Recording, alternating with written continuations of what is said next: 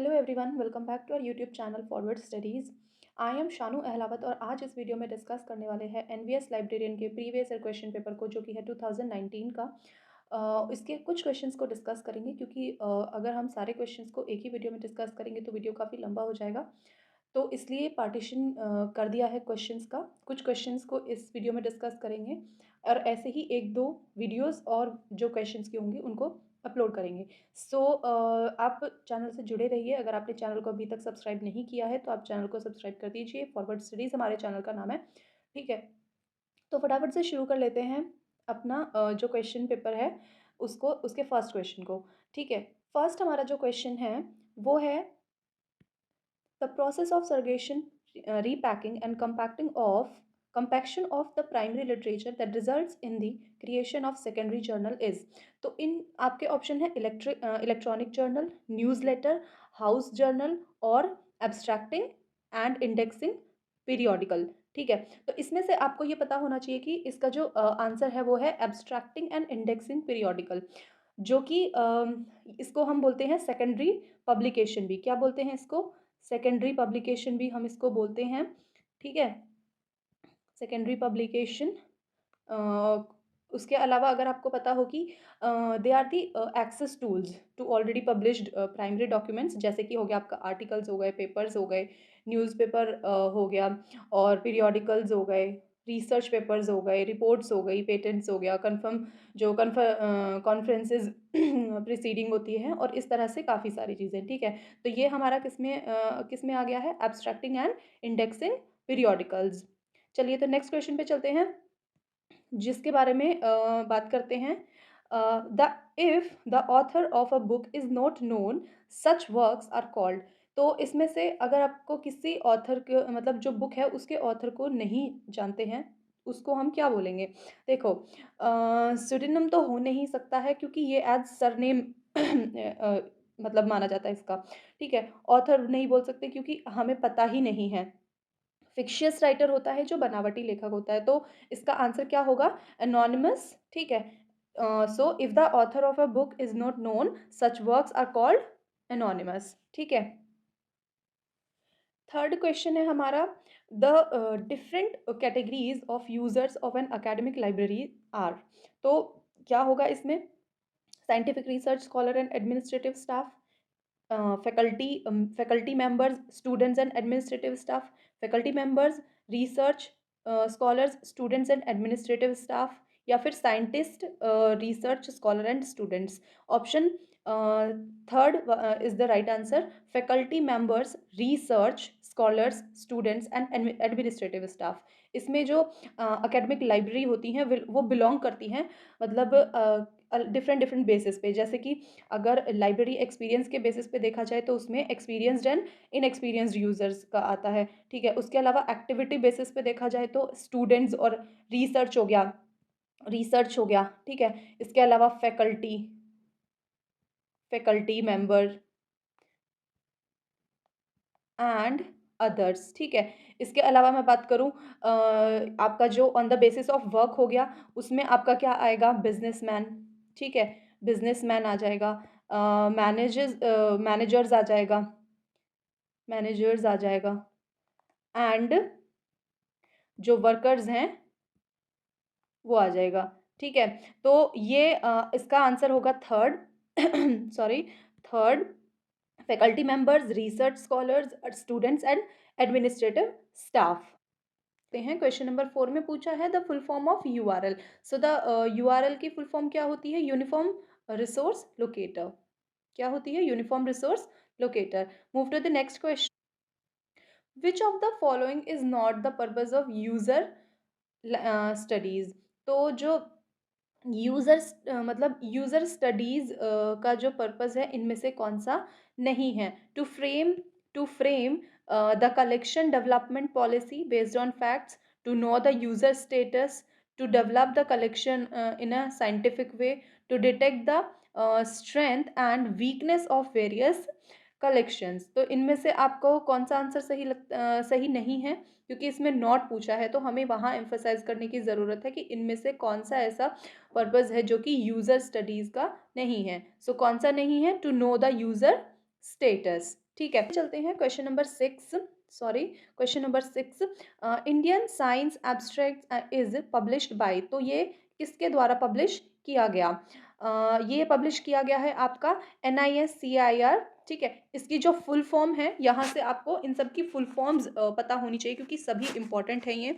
सो इसका है नेशनल, ठीक है, नेशनल इंस्टीट्यूट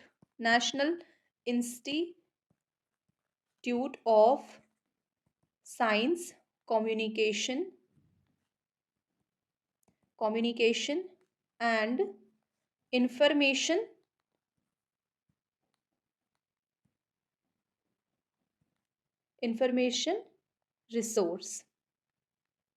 रिसोर्सेज। ठीक है, ये आपकी फुल फॉर्म हो गई NISCAIR। उसके बाद RRLF की फुल फॉर्म क्या होती है आपका?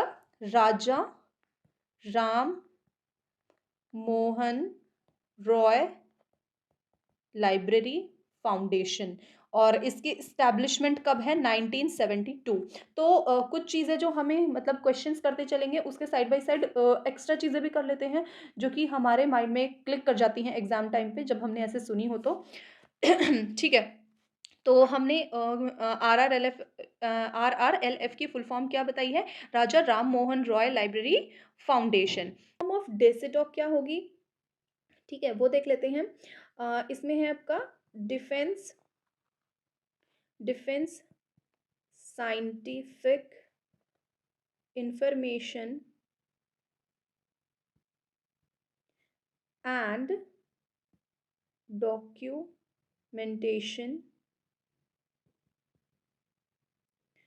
सेंटर।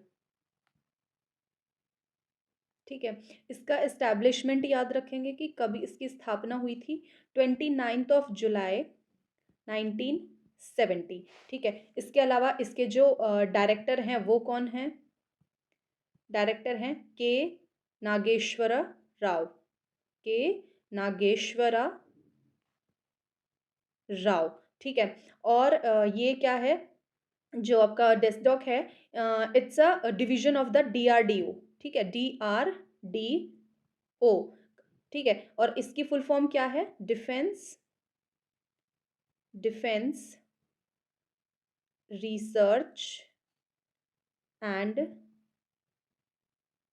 Development organisation. ठीक है, आपको अगर मैं क्लियरली लिख नहीं पा रही हूँ तो आप सुन के जो है मैं बोल रही हूँ उसको आप अपने नोट्स में लिख सकते हैं क्योंकि ये छोटी छोटी चीज़ें होती हैं जो एग्ज़ाम में हमें याद आ जाती हैं जब हम ऐसे ही उनके वन पॉइंट मतलब पॉइंट्स बना के जब लिख रहे होते हैं। ठीक है, तो हमने पढ़ा कि डेस्कटॉप की जो फुल फॉर्म है वो क्या है? Defence scientific information and documentation centre. इसकी जो इस्टेब्लिशमेंट है वो है 29 जुलाई 1970। डायरेक्टर हैं इसके के नागेश्वर राव। और ये डिवीजन है किसका? DRDO का। और DRDO की फुल फॉर्म क्या है? Defence research and development organisation. ठीक है, इसके अलावा अगर मैं बात करूं इस सेंडॉक की, ठीक है, इसकी फुल फॉर्म क्या है? स्मॉल एंटरप्राइजेज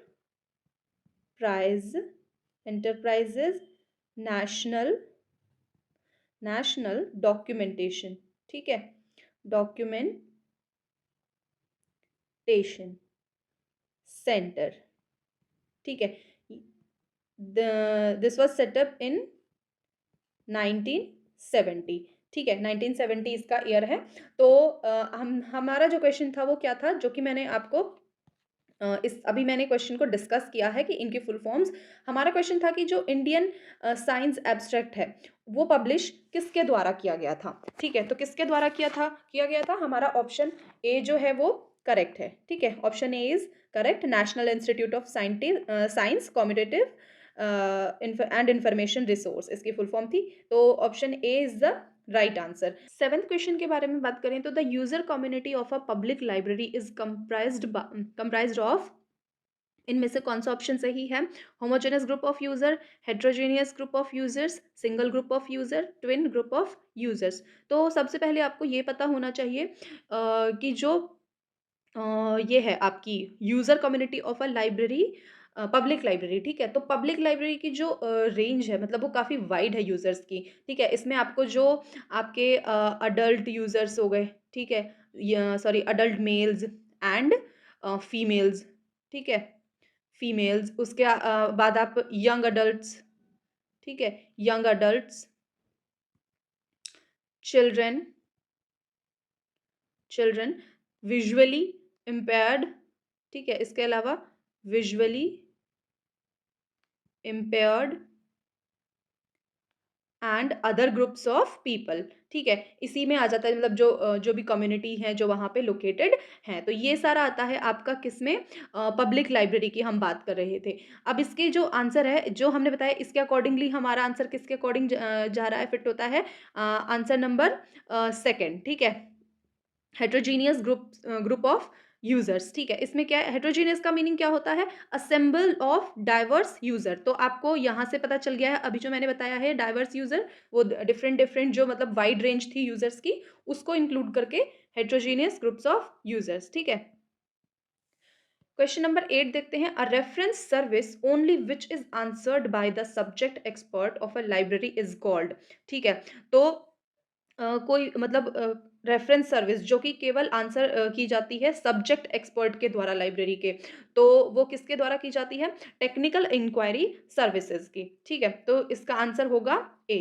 नेक्स्ट क्वेश्चन पे चलते हैं, which of the following which of the following is not sorry which of the following is not a collection in special libraries. तो स्पेशल लाइब्रेरीज जो कलेक्शन होता है अगर आपको पता हो क्या क्या क्या इंक्लूड होता है इसके अंदर, आपका होता है जैसे कॉर्पोरेट हो गया, कॉर्पोरेट लाइब्रेरी हो गई, ठीक है, कॉर्पोरेट लाइब्रेरी हो गई, इसके अलावा आपकी गवर्नमेंट हो गई, ठीक है, लॉ लॉ लाइब्रेरी हो गई, मेडिकल हो गई, मेडिकल लाइब्रेरी, इसके अलावा museum, museum library and news library etcetera. तो ये जो कलेक्शन ऑफ स्पेशल लाइब्रेरी है मतलब स्पेशल लाइब्रेरीज का कलेक्शन क्या क्या इंक्लूड करता है, ये सारी चीज़ें, corporate, government, laws, medical, museum, news library, बाकी सब, ठीक है। इसके अलावा अगर मैं बात करूँ क्या क्या और इंक्लूड होता है इसमें, रेयर बुक्स, ठीक है, रेयर बुक्स, इसके अलावा जो आपकी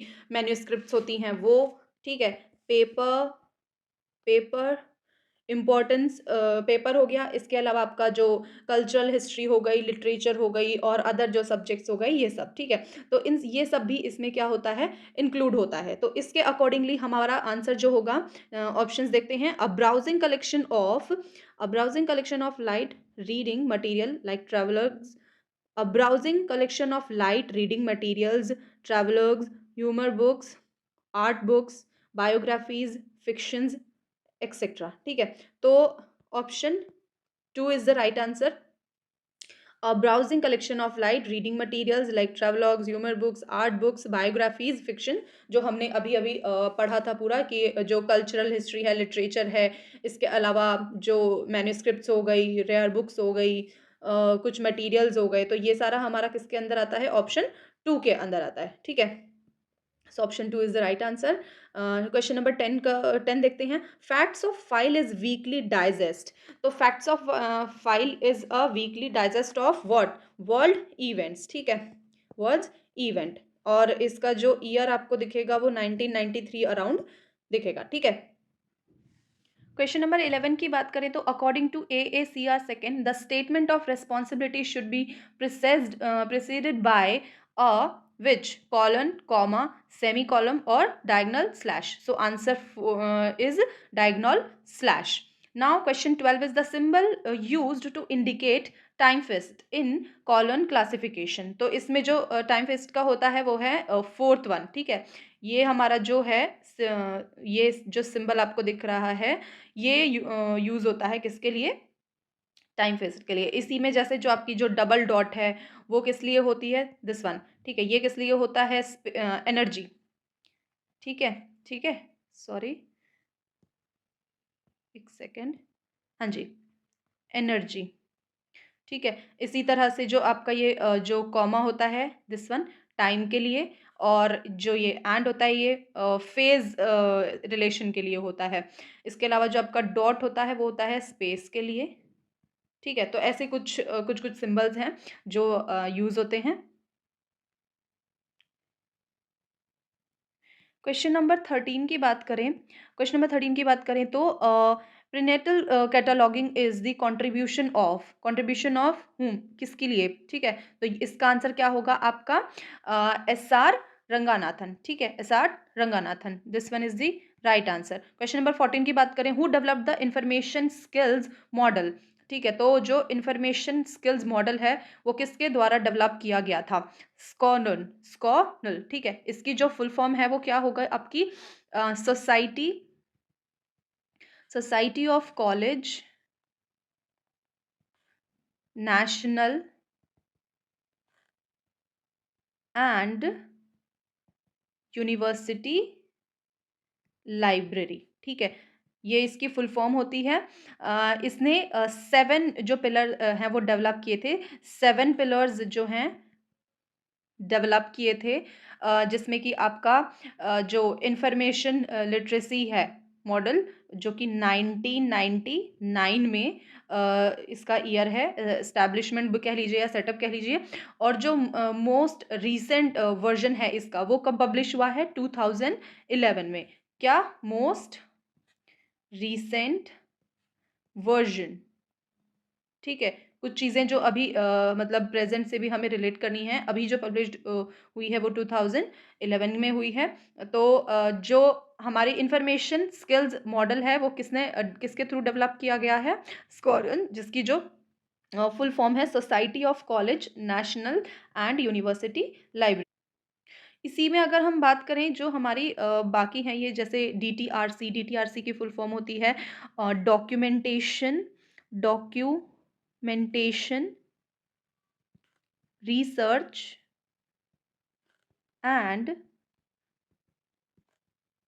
ट्रेनिंग सेंटर। ठीक है, इसकी जो एस्टैब्लिशमेंट है वो 1962 की है। इसके साथ साथ मैं बात करूं इनफ्लिबनेट की, तो इसमें आपका इसकी जो फुल फॉर्म होती है वो है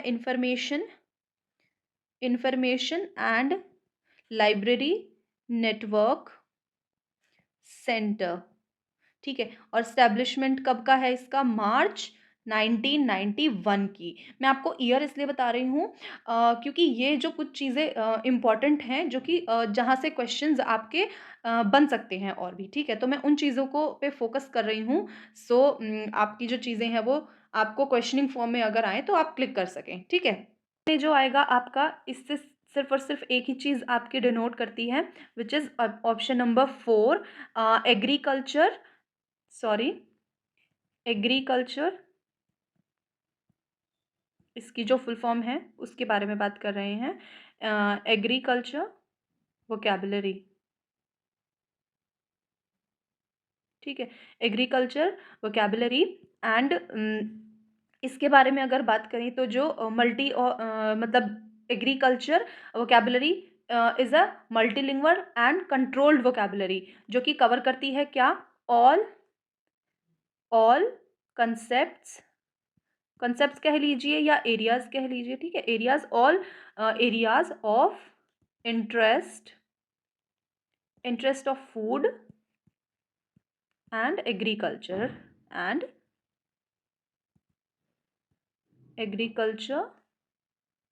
ऑर्गेनाइजेशन।